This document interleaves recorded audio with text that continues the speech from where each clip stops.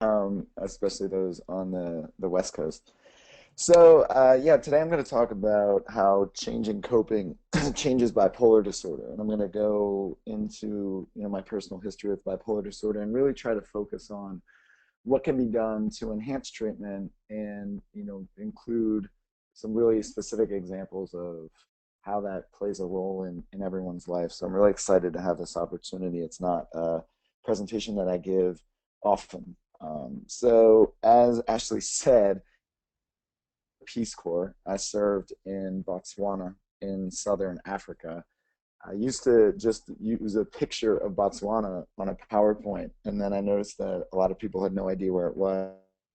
Started showing southern Africa just above Botswana, and people would say to me, "Is that India? I don't know where that is in the world." And then I started showing the entire continent of Africa with a nice big arrow to Botswana. I worked at the largest center for people with disabilities in the country. Here's a picture of me with a bunch of students, and I think it was a really amazing experience to be able to serve in the Peace Corps and see disability, especially mental health issues in a different part of the world, to broaden my perspective and understanding. And it's also a really great way to give back. Obviously, as someone who has bipolar disorder, it's a really tough thing to do to join the Peace Corps because there's so much change and so many differences in time zones and being cut off from support and everything else. So serving in the Peace Corps as someone who has a mental health disorder is something I'm really proud of because I heard from a lot of people as I was writing for Huffington Post that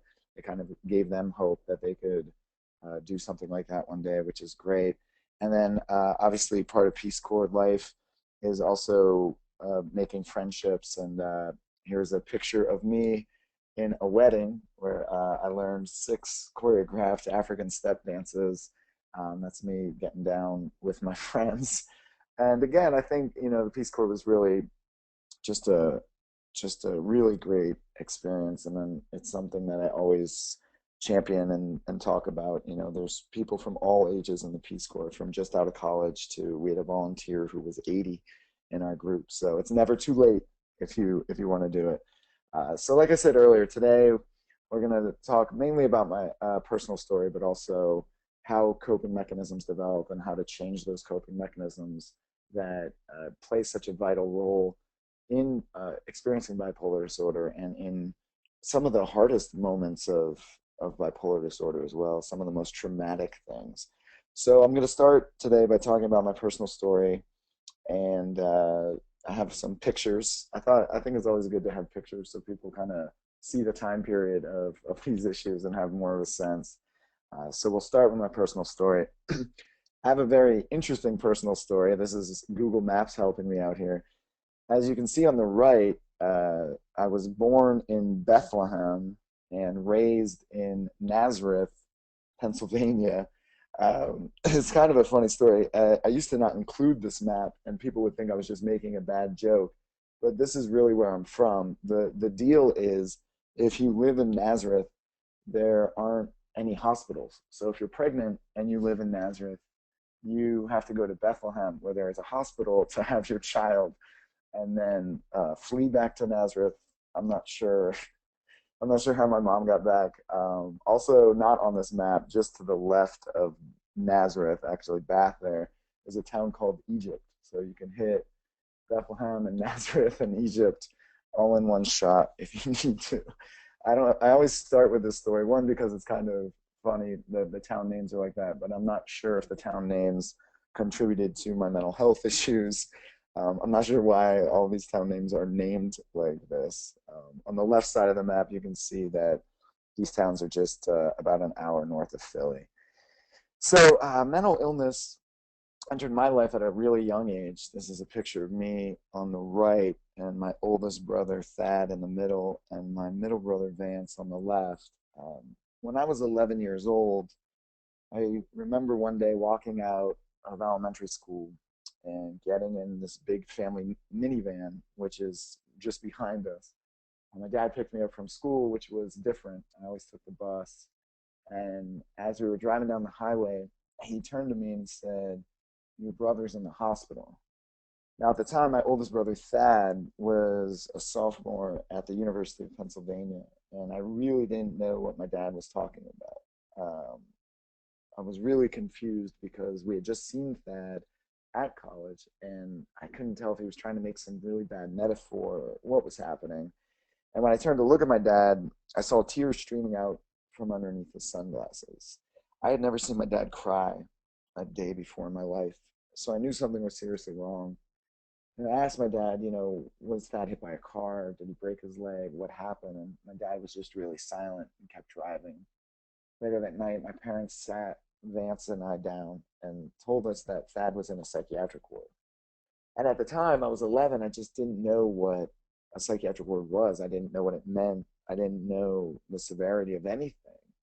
2 weeks later, my parents drove Vance and I down to visit Thad in the psychiatric ward. And I remember walking through security, and this is in 1989, 88. So I remember walking through security and seeing people in straitjackets and seeing people, just completely out of it and thinking to myself, all right, there's no way my brother's here. And when we got to his door and I saw him for the first time, I felt relieved because he didn't have an oxygen mask on his face or an IV in his arm or cast on any part of his body.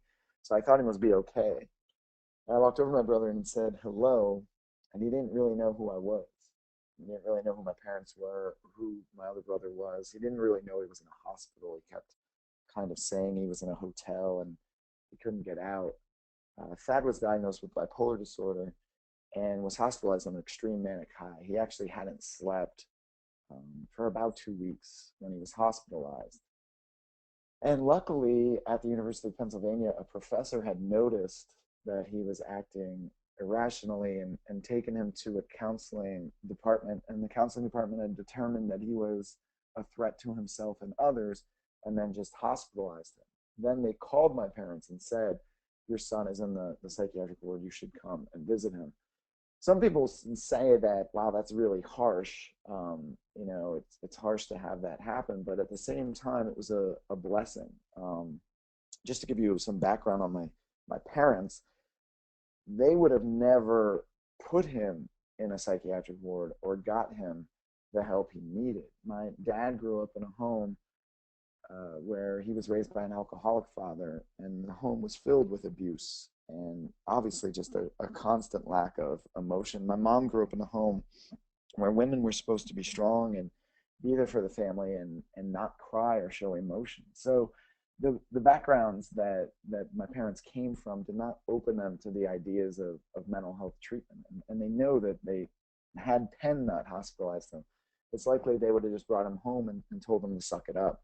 So having him be in the hospital in the way he was actually a bit of a blessing. My dad worked for Prudential at the time and had the fortunate opportunity of having mental health coverage even back in the 80s, which was amazing because he wouldn't have had mental health coverage had he not worked for Prudential. And so those things were really really the best scenario because my brother was able to get really quality treatment at the University of Pennsylvania, and my family was able to afford it. The other factor that played a big role in my brother's treatment was that he was really responsible. As soon as he found out he had bipolar disorder, he never really broke from the medications. He never drank. He never did drugs. He never tried to figure out his own way. He was always receptive to it. And so we know that if someone is diagnosed with bipolar disorder in their very first episode, and if they're compliant with their treatment, and they're able to afford the treatment, and they're able to take care of themselves, that the chances of treating bipolar disorder are much higher. And we saw that with that. I mean, he was in the hospital for about 3 months, and he came home and had another episode and had to go back. And he took some time off from Penn, but eventually he found some stability and returned to Penn and graduated with a degree in physics from Penn. And then he went on to Florida State University and got a master's in physics. And then he took about 8 years off from school, but he eventually went to USC and got his doctorate in astrophysics and is now a astronomy professor at a community college in Los Angeles.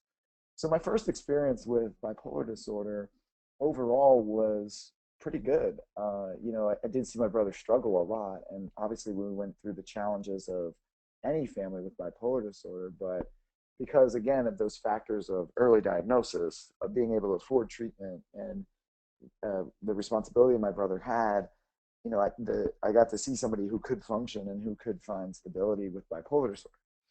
I wish that my personal story with bipolar disorder could be so easy and so quick. My personal experience with bipolar disorder was a lot more violent, a lot more extreme, and a lot harder to treat. And bipolar disorder entered my life when I was 16. I have a picture of me from that time period that might spur some laughter. Um, this is me when I was 16. I did have a flat top. I am missing a tooth. Tie dye was really cool at the time, no matter what anyone says. But I had the classic symptoms of bipolar disorder at 16, and it started off with me not sleeping for 4 days in a row, not sleeping for more than an hour a night for weeks at a time, and I would reach the really, really just harsh manic highs where I felt like I was top of the world. Nothing could stop me. Nothing could wear me down. I used to race my car because I thought I had so much control and drive better than everybody. I used to really, really live on the edge in terms of pushing people's buttons and getting into fights. And, my anger could turn on in the drop of a dime. And I was breaking my knuckles, punching walls, and then my moods would change and I just couldn't get out of bed and I had no energy and couldn't do anything. And because my mind was going through so much, I just wanted to shut it down. And at 16, the quickest way for me to shut my mind down was to drink. But I wouldn't drink to be social. I was drinking to self-medicate. So I would drink a case of beer and pass out, or I would drink a bottle of vodka and pass out, a bottle of rum and pass out. I was generally alone at parties drinking, not hanging out with other people. And luckily, my middle brother Vance noticed everything I was going through and told a friend of the family. And the friend of the family was somebody I trusted, and he took me for a walk and said, I think you need to seek help. You're really messed up. And so at 16, I went to a psychiatrist, and based on those symptoms, obviously, I was diagnosed with bipolar disorder really quickly. In my 16-year-old head, and because of what I saw Thad do, I really thought, okay, I just got this diagnosis. I'll just take these medications and this treatment, and everything will be fine. What I always say when I speak to young people is that, a diagnosis is never the end. You don't tear every ligament in your knee and break your kneecap and have a doctor say to you, hey, your knee's gone, but the great thing is we got the right diagnosis, so you're good to go. You can just run and do everything. It takes time for any diagnosis to set in and for anyone to find the right course of treatment and what works best for them. And that was certainly the case for me. The other issue was that I wasn't taking care of myself at all. I was compliant with the treatment for about 4 months, and then I went back to drinking as my form of coping. Drinking to shut my brain down always seemed easier than talking about it, always seemed easier than doing anything else with it. And so uh, that really became my pathway to coping. I wouldn't talk about my emotions. I didn't know how to talk about my emotions, but I knew how to shut my brain down with alcohol. And so as I was progressing through the treatment in the summer before my senior year of high school, my diagnosis changed to bipolar disorder with anger control problems and psychotic features. And so I was diagnosed originally at 16. At age 17, this is when my diagnosis changed. And the symptoms changed as well. I was regularly breaking my knuckles and toes, punching and kicking things. I had just extreme outbursts of anger. But the scariest part was the hallucinations and delusions. I started having hallucinations of people waking me up in the middle of the night, hallucinations of people chasing me, hearing voices telling me to kill myself, kill my friends, kill my family. And I just had severe delusions and panic attacks and anxiety. And so that's what really led to the diagnosis change of anger control problems and psychotic features. And all of that was happening right before my senior year. So when I entered my senior year of high school, I was in a horrible, horrible state of depression. And it didn't all just start in, one day. I remember in September of my senior year, I started feeling really lonely. I just felt like there was no one to talk to, no one would understand me. But even if there was someone to talk to, I wouldn't have talked to them. I really thought I should just suck this up. I should just deal with it on my own. And if I couldn't, then I must be weak. I also really believed one day I would wake up and the loneliness would be gone, and all of those things would be gone, and I would be okay, and I would be able to just move on with my life. But that didn't happen. And in October of my senior year, I started in thoughts of suicide and thoughts of death. And by November of my senior year, I was thinking about suicide and death 24 hours a day, 7 days a week. But again, I didn't talk to anybody about it. I'd go to school and put on a happy face and make everyone think everything was okay, when in reality I was really dying on the inside. And I continued that all through December of my senior year. I would put on this happy face at school and then go home and just think about ways to take my own life, or everyone close to me dying, and cry myself to sleep, or not sleep at all. And I really returned to that thought that, don't talk about this. One day you'll wake up and you'll just want to live again. And unfortunately, that day didn't come. On January 5th of my senior year, I was hospitalized for attempting to take my own life. But nothing happened that day to trigger me. I had a basketball game. I played in the game. We won the game. I went to a restaurant with my friends to celebrate, just like we always did. And on the way home from that restaurant, I decided I no longer wanted to live. And as a lot of people know, people who make an attempt on their own lives or take their own lives often don't want to die. I really didn't want to die. I just couldn't handle living the way I was living anymore. And taking my own life seemed like a way out of that pain. So when I came home from that restaurant, I walked upstairs to my bathroom. And luckily, before anything too major happened, my dad walked by. He didn't really talk to me about my emotions ever. My family never really did. We always kind of did that in therapy and in treatment. But he sensed something was wrong, and he stopped at the door and asked me what I was doing, and I didn't know what to say. I froze up. I started shaking, and he said, "Why don't you come downstairs and talk to me?" And I followed my dad downstairs in the kitchen and said, "Dad, if you don't take me to the hospital right now, I'm going to kill myself."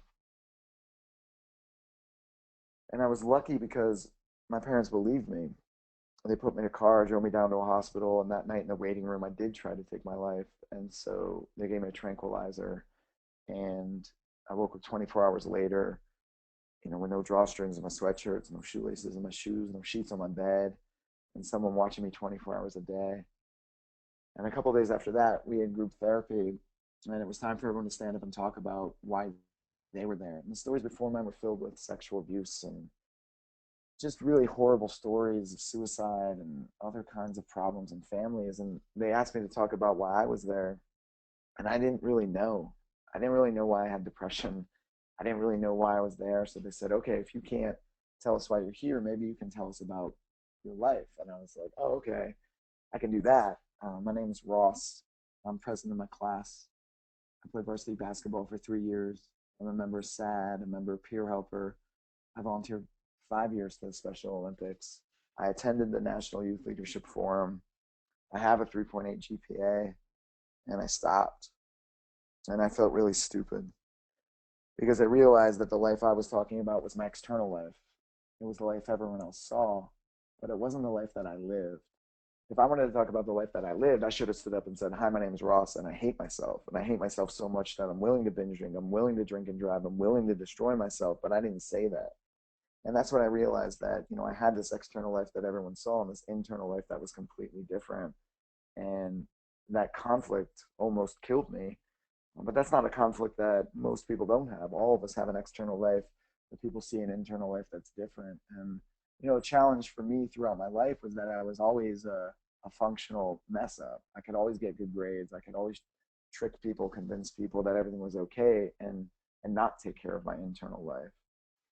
When I got out of the hospital and went back to high school, things were definitely different. Before I went to this hospital, I was the cool guy. I was a guy people talked to, people party with, people liked, people knew. When I got out of the hospital, all of a sudden I was an outcast. I lost a lot of friends.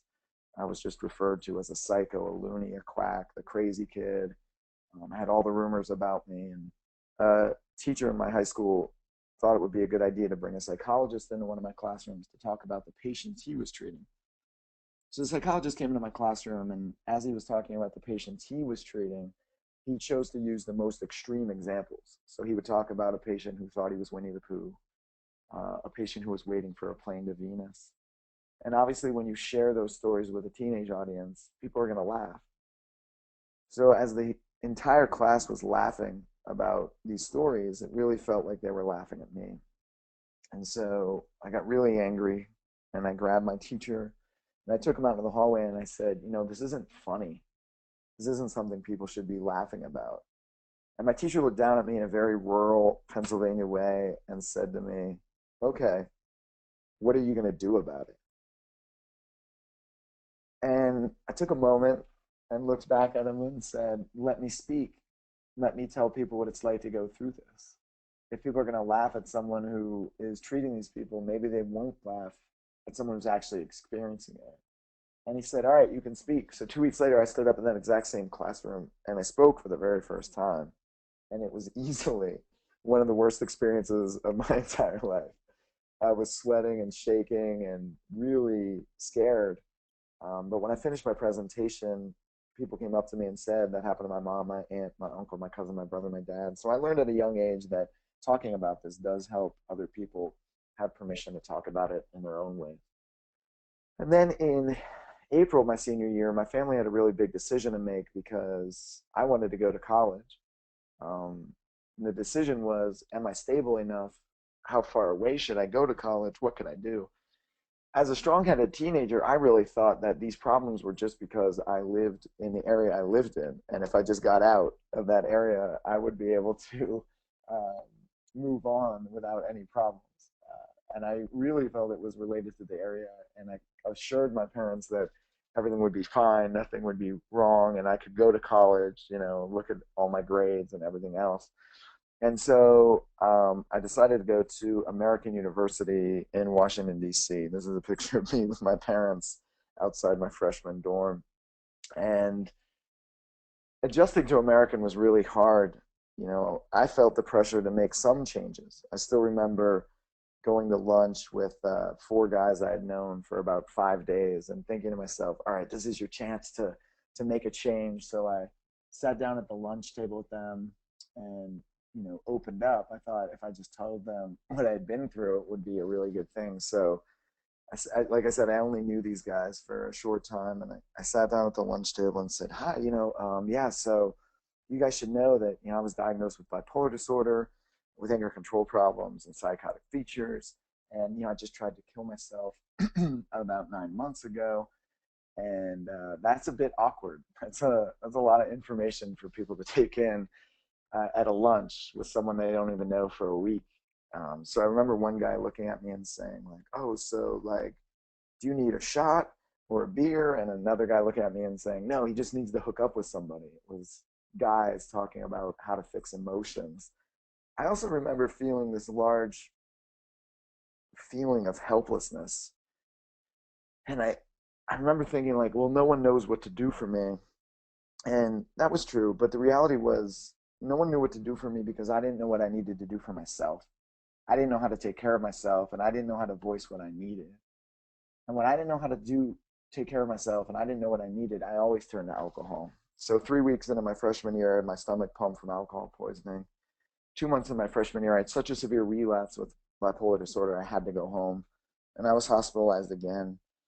And this time when I got out of the hospital, I didn't think I had a future. I used to sleep on my couch for 16 hours a day, sit out in my backyard, stare at nothing. I really felt like a failure. I was watching my friends go through college and live the lives they wanted to live, and I couldn't. And I took a year off from college and, um, you know, really tried to rebuild slowly. And my parents walked a fine line of enabling or empowering me. That's always the fine line that families play. But my mom was pretty adamant with me and saying that you're not just going to lay on this couch and do nothing. You need to get up. You need to at least get a job. You need to do something. You can't just sit here. And I hated her for that, but I did get jobs. I worked at a Red Lobster and then eventually a Circuit City distribution center where I just threw 35 to 135-pound boxes on a conveyor belt for like 10 hours a day. After taking a year off from school, I went to a local college near my house for 3 semesters. And then I took another year off from school. And the whole time I was really not healthy.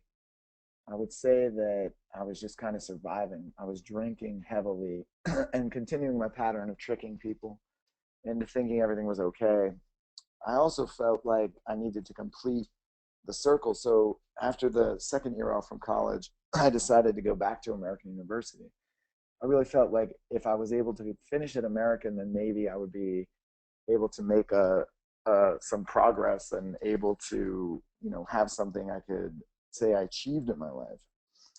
In my first semester back at American, again on the outside everything was fine, but on the inside I was really struggling.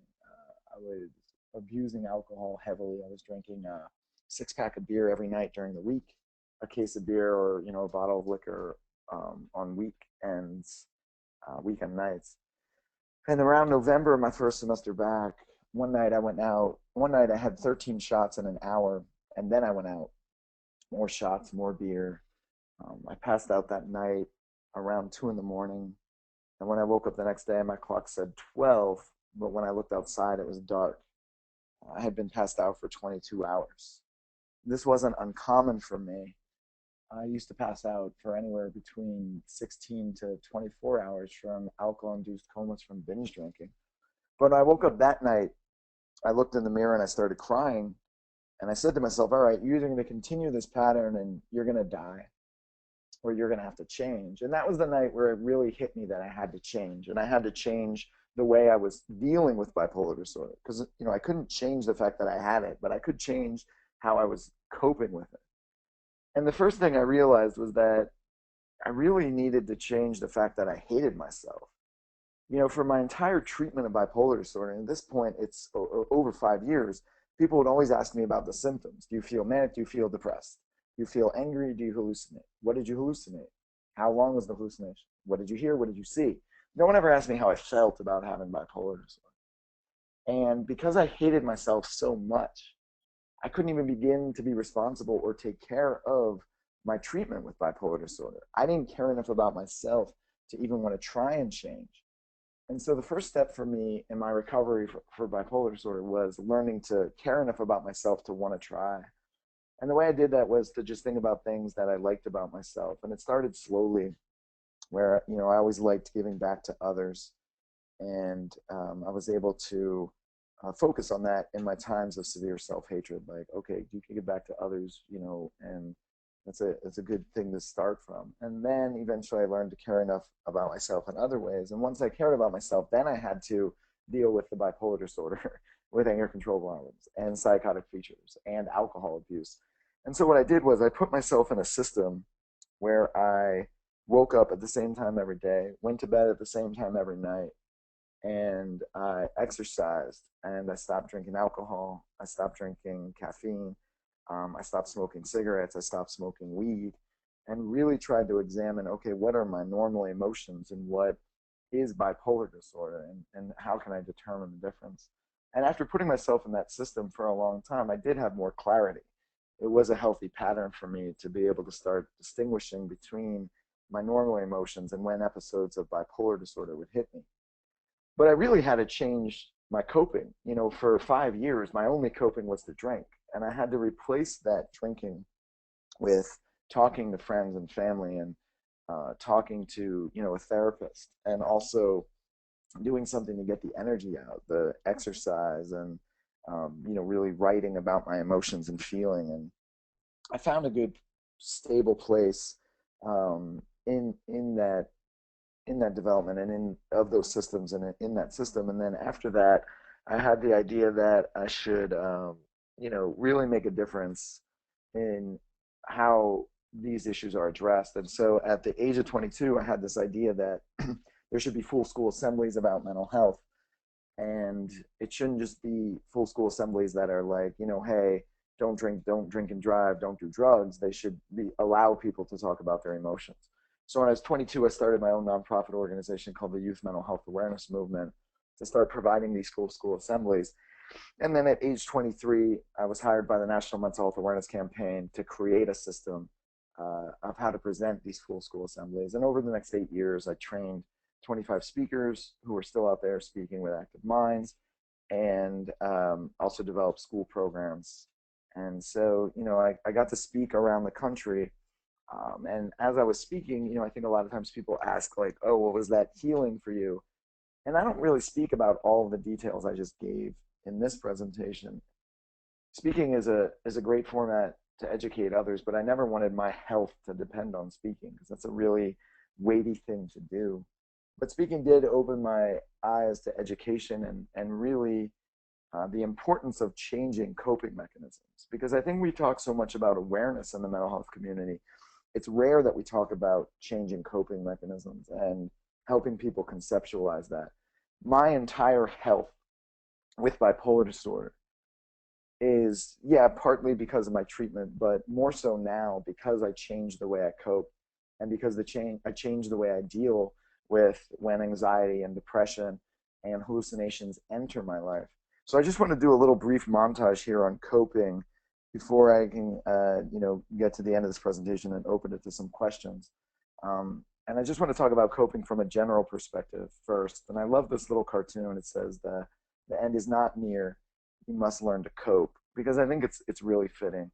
And the definition I use for coping is how you deal with stress from adversity, disadvantage, and other problems in life. I think the thing I want to stress that I've learned so much in my life is that the longer you use a coping mechanism, the more automatic it becomes in your brain, and the deeper those pathways get, the harder it is to change them. So again, my coping mechanism for bipolar disorder really was just to drink, and it was to drink heavily for 5 years. I actually started drinking when I was 11. I started drinking on a regular basis when I was 14, and I started drinking, again, to cope with bipolar disorder at 16. But the more I used that coping mechanism, the more automatic it became. And even to this day, if I have a traumatic event happen or go through an emotional issue, my default go-to pathway in my brain is to drink. We have pathways in our brains for everything. No one on this call has to think about tying their shoe. You have a pathway in your brain that takes care of that. You have a pathway in your brain to walk between your bed and your bathroom. You have a pathway in your brain to drive. And we build pathways in our brains all the time. Pathways we build to cope with bipolar disorder can start well before we even have bipolar disorder. And coping mainly comes from a couple of different sources. Obviously, drinking was a big part of how people in my family coped. I'll never forget when my grandmother died when I was 11. I went to dinner after the funeral, and everybody was drunk and everybody was crying. Everybody was talking about their emotions. The modeling behavior I learned in drinking as a coping mechanism definitely came from my home, but it also felt good. It was a quicker way to shut my brain down. It was quicker than medication. It was quicker than talking about it. And then I found a way to support my drinking by surrounding myself with friends and a social group that didn't view binge drinking as a problem. All of my friends binge drank. Everybody I was surrounded with didn't have this healthy behavior, so it was easy to blend in. But the thing I want to stress about coping is, we learn to feel before we learn to think. And coping does start from the time we're born. So I'm just going to take you through a quick montage of coping. I can start with sucking your thumb, trying to get comfort in whatever situation someone's dealing with. Some babies turn to a blanket. I had a blanket. I don't have a blanket now, but it was definitely cool back in the day. Some kids love stuffed animals. And then as kids get older, it turns to temper tantrums. And then you start seeing real forms of coping develop where kids start watching TV. TV is none of these are necessarily unhealthy or healthy coping mechanisms, but they are coping.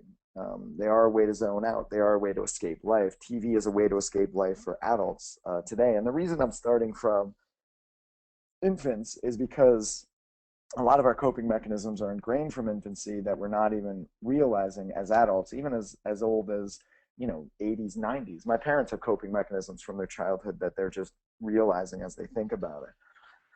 Today, a lot of kids start playing video games. Video games, again, don't have to be unhealthy or healthy. Obviously, overdoing any of these can be a problem. I talk to people now who are my age who can spend 14 hours playing video games, and their only communication with a human is through a headset. And again, all of these could be unhealthy or healthy, determined on the time they take. Shopping starts at a young age as a coping mechanism. Listening to music is a really interesting coping mechanism. Neurological studies are showing that um, humans have been expressing their emotions much longer with music than they have with words. So sometimes music can unlock emotions in us in a really good way, which I think is beneficial to everybody. Then some healthier coping mechanisms would be playing sports, writing, doing art, reading books. But for me, the unhealthier coping mechanisms entered around my teenage years: drinking, smoking weed, abusing prescription drugs. That person's not taking meds for a problem they have. They're raiding a medicine cabinet and abusing prescription drugs. And then I think it's also important to point out that coping doesn't have to be an action. It can be inaction. This person on the lower right is, just isolated and lonely. And so these coping mechanisms have a long history. And, the thing I always try to stress when I speak is that the brain doesn't fully develop until the ages of 22 to 24. The time period from ages 12 to 24 is when most people develop coping mechanisms for life. There's a really fascinating article in New York Magazine that's titled "Why You Never Really Leave High School." Your first experiences with rejection, your first experiences with loss, your first experiences with a lot of emotions happen in that time period. And if you don't actively change those coping mechanisms, then you can act them out unknowingly for life. If I go back to the pathways model I mentioned earlier, you have these pathways in your brain, they determine your coping. And if you're not actively changing them, you can revert to them quickly. We also know that most young people's first experience, with 75% of young people's first experience with a mental health disorder, is before the age of 24. So these patterns that develop before the age of 24 have lifelong consequences. And that was true for me.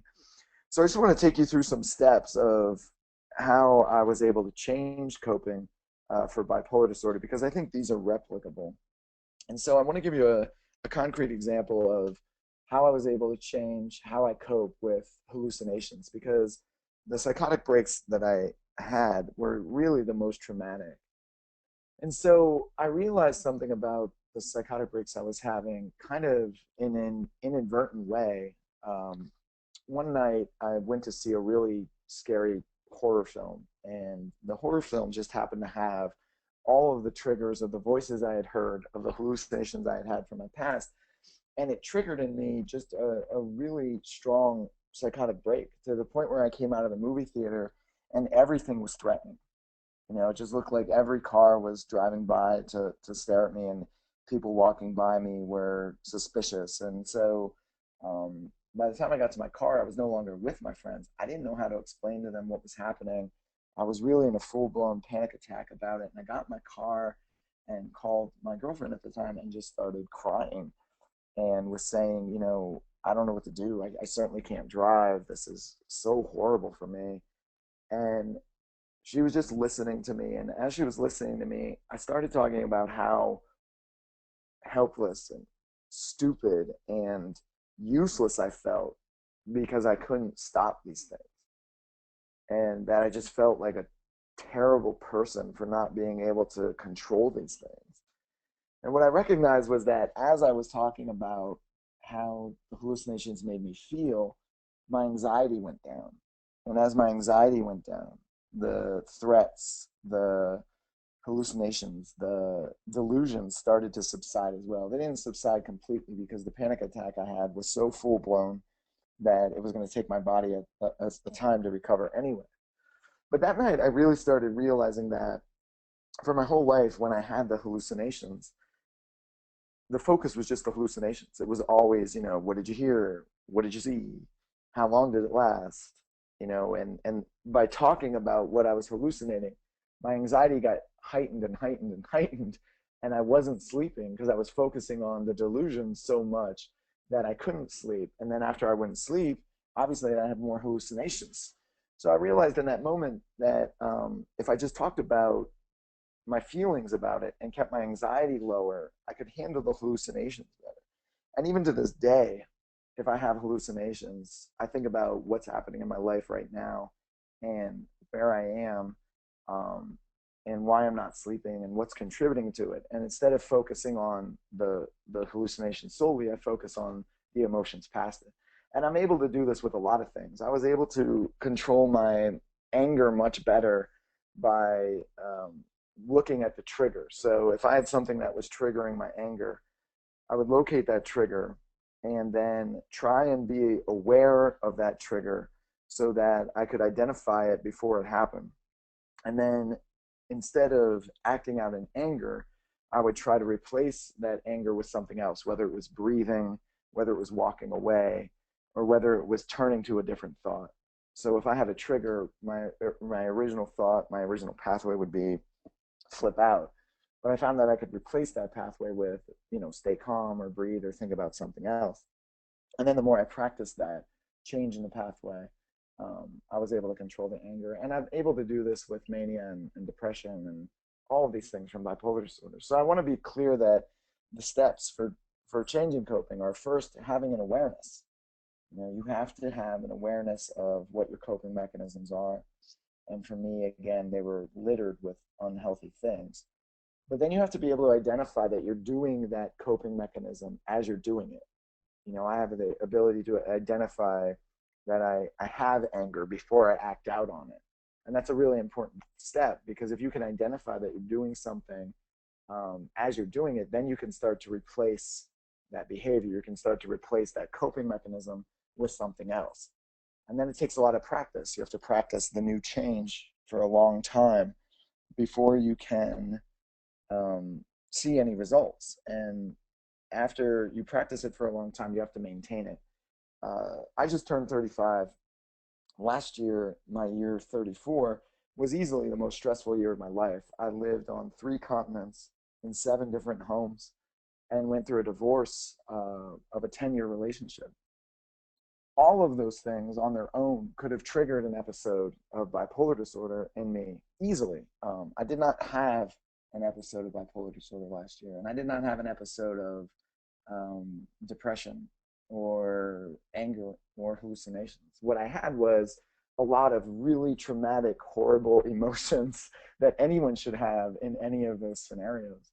But because of the coping and because of the ability to, again, go through these steps, I've been able to really stay stable and stay grounded and change my life in a place where I can handle all of these things. There are a lot of people who say to me, I wouldn't change having bipolar disorder. It's such a gift. It's such a blessing. The nature of my bipolar disorder was so self-destructive and so horrible that I'm not one of those people. I am very happy that I'm able to manage bipolar disorder and understand the extremes and have the ability to work through it. I didn't really have a great experience with bipolar disorder that would lead me to believe, oh, this is something great that I wouldn't want to change. My episodes were always on the brink of life ending, and I'm really happy that I've been able to work in this coping. So the last thing I want to talk about in terms of coping before I open up to questions is that, this first point, not everyone can do this. I don't know the factors that go into being able to be aware of your emotions and identify those behaviors as they're happening so that you can change them. I think that everyone can try. And I think that with good guidance from therapists and people explaining how the brain works and people explaining what happens, it's possible. But I do want to stress not everyone can do this. And it does take a lot of time. It takes a lot of time to be able to recognize emotions, to be able to recognize behavior and to work on it. And I think brain development is a big piece of it. The more I learned about my brain, the more I learned about the way it acts, the more I learned about just brains in general, the better I was able to understand this. I can't stress how much this should be done with a professional. From the time I started being placed on medications, I would always ask my psychologist, so you're giving me this medication, it's supposed to lessen my anxiety. What else can I do? Can I breathe? Can I do yoga? What can I do to help lessen my anxiety outside of these medications? You're giving me this medication to lessen my anger. what else can I do? And that's where cognitive behavioral therapy really started for me, where it was like, okay, this medication is supposed to do this, but you can do this on top of it on your own outside of it to really chart any changes. Support is vital. I could have never done any of this without my friends, without my family, without the people closest to me monitoring me and, catching me when I broke down, catching me when I fall, but also being there to support me and build me up when I was doing well. And never giving up. I tell this story and I'll tell this as the final piece. Being the youngest in the family, my family had a rule that you were never allowed to win anything unless you were physically capable. So I never won a board game. I never won a ping pong match. My middle brother was an extremely good athlete. I never won a basketball game until I was like 16 or 17 in my family. And a lot of people hear that and they say that's pretty harsh, but I also never stopped playing. There was a fighting spirit in me from day one that led me to always fight and never give up. And yeah, I was extremely fortunate to have support and friends and not have people leave me in my worst times of need, but I also never gave up. And I think that's one of the most important components of all of this. So I do want to open it up to questions. I ran a little bit past what I wanted to, but let's get to some questions. Thanks. Ross, thank you so much for sharing your story. And I'm sure so many people can relate in many ways. So I really appreciate that. Um, our first question is, how do you keep your relationship strong with your family? Okay. So my family has a really tenuous past. My oldest brother, after he graduated from Penn, left the family for 7 years. I always say that it's really important for a family to bring a family back together. No one person can do it.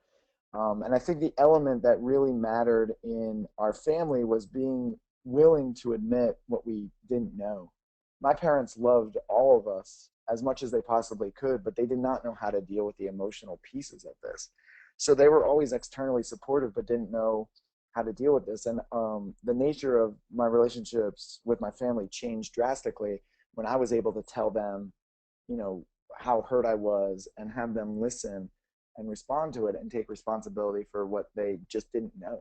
My parents never wanted me to be hurt, but they just didn't know what to do. And so it's open communication among all of us.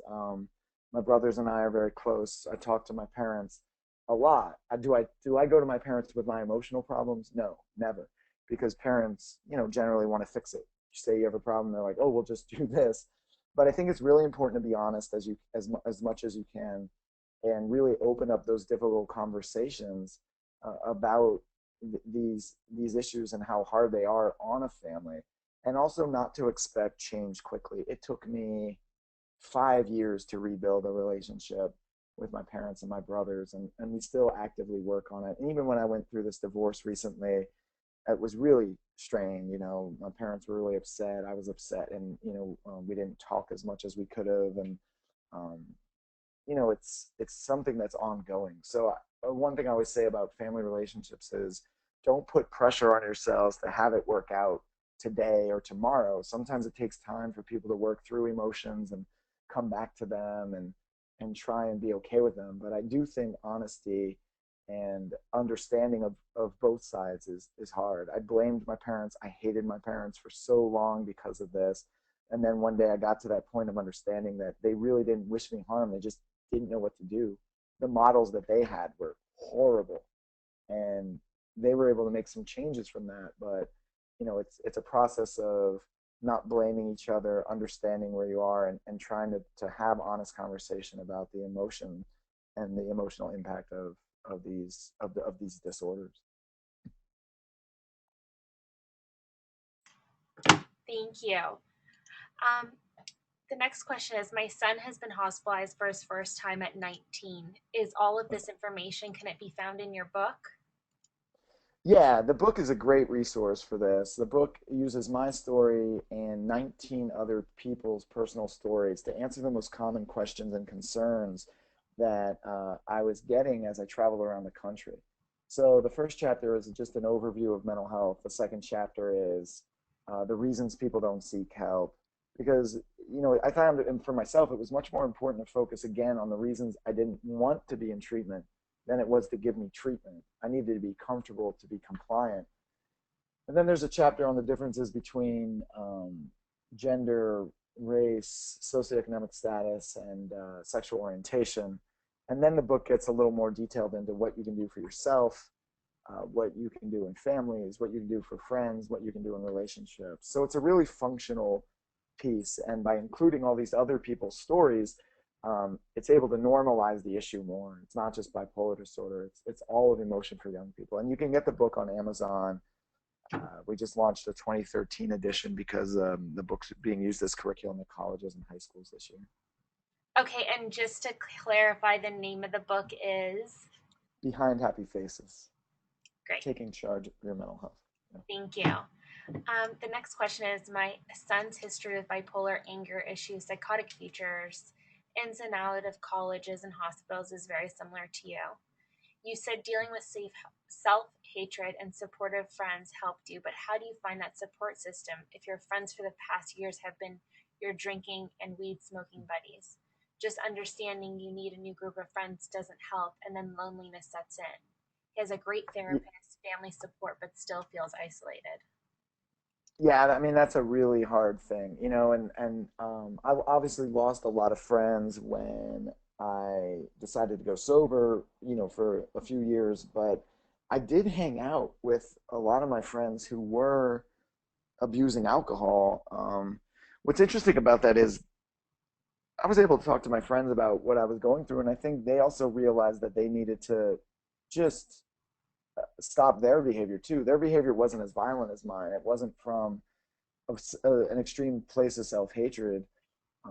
But clearly, the friendships that got me through this were the new ones I built, and the ones that were involved with people not doing the abusive behavior. So the only thing I could really say to somebody who's in the scenario that this young man is in is that it's good to get out and make new friends and friends that are in a healthy place, whether that's in a church group or like a hiking group or a running group or, a group that does something that he's interested in, whether it's just watching sports or, there's so many options. I do find that these things are still out there.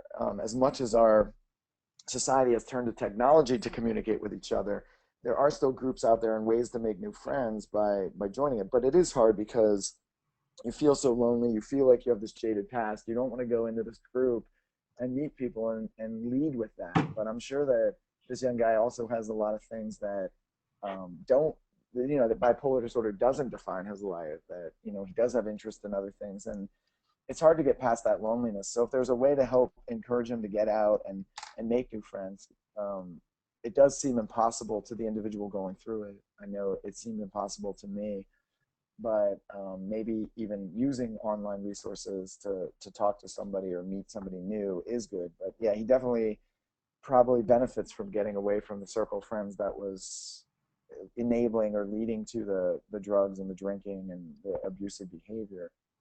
Unfortunately, there's no easy path out of that either. It does have to include some bravery and some change and getting new friends and meeting new people, and there's no easy map for that. Right. What do you do about the stigma? I find that the stigma for me was much worse than the stigma from society. I mean, granted, yeah, when I was in high school, all of those people were talking about me and, I lost friends and everything else, but I can't control the stigma from the public. I could control the stigma I was getting from my friends and family.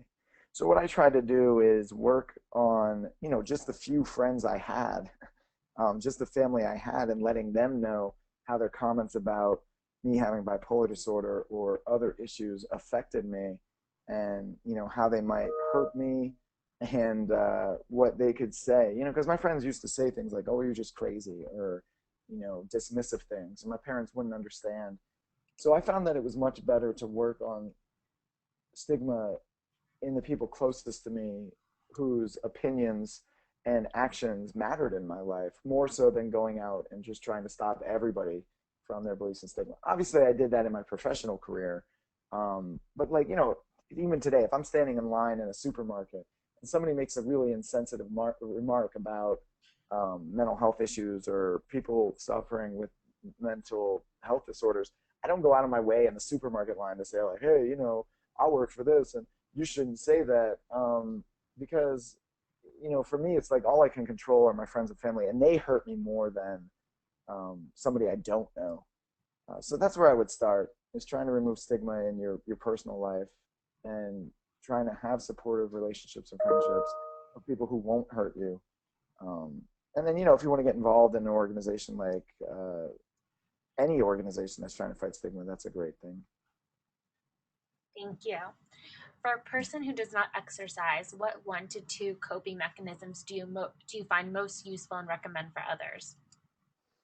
I actually find writing in a journal with my hand. Some people have moved to this option of I'm going to write about my emotions. I'm going to type with about them. I don't find typing as cathartic as physically writing. Reading, I think, helps a lot. Also, just getting into a pattern of trying to control my breathing before bed, I think is really helpful. And then, there are other people who do, I don't know what active is considered.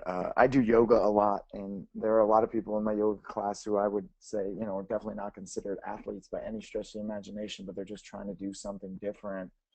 Um, Walking, I think, is really good, but I do focus a lot on reading and getting outside of my own head and putting myself, even in a book like Game of Thrones or anything else. So your reading and writing are definitely really good alternatives for somebody who may not be as active. Thank you. And we have time for 2 more questions. Do you have any advice on how to cope in a relationship during a depression, especially if you live with a person? Can you repeat that again? I was just trying to take it in. Uh, do you have any advice on how to cope in a relationship during a depression phase? Okay, and is that the person has depression or the person you're in the relationship with You're has in the depression? relationship with, and you're Okay. living with the I person. think one of the hardest things when you're in a relationship with someone who has depression is to not take it personally. I found a lot of times in my relationships that if I was ever in a depressive episode, my partner would kind of take it personally. It'd be like, um, it's hard for me to,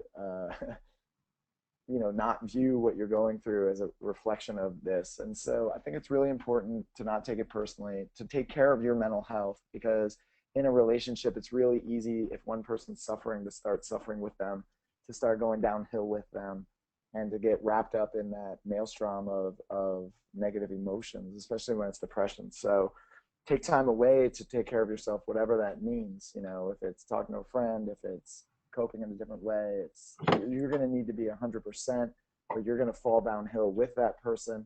And then, obviously, I think the best thing in any relationship is having open communication about everything that's happening, everything that's going on, so that you know where you stand, and you're having those difficult conversations about emotions, and if you're able to open that communication, then you're not always going to be problem solving or have the best answers, but at least you'll know, um, at least you know where people stand. So take care of your mental health so you don't fall down that hole. Try to open that honest communication so that you know where people stand, and try not to take the depression too personally, so that you understand what is on that person and what may be a part of the relationship or something else. I think those are the best places to start. Thank you. And Ross, do you have time for one more? Yeah. Okay. I appreciated your chapter on You Are Not Your Disorder. My son is currently in an inpatient treatment facility for bipolar and alcoholism, but he is struggling with the AA meetings. Not because he is in denial, but because one of their steps requires saying, I'm an alcoholic. How does he Hmm. reframe this to continue with Road to Recovery? So yeah, I think that's a really great question, and I appreciate the question of saying like that you like my thought of I'm not my disorder. I think that in terms of bipolar disorder, it's definitely different. Maybe it's not different.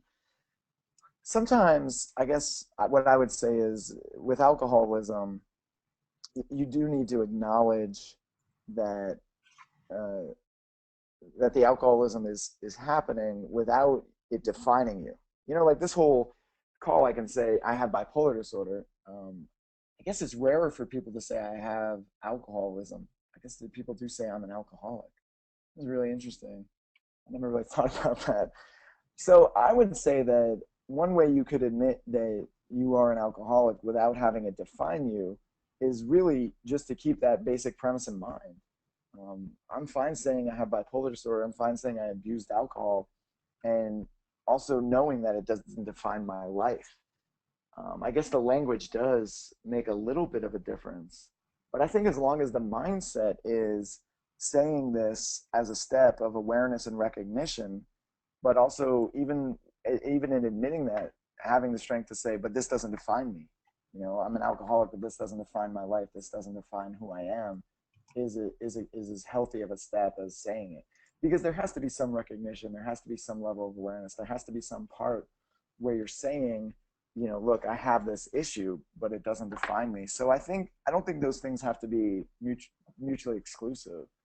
I think you can admit a problem and also admit that it's not defining who you are or what makes you who you are.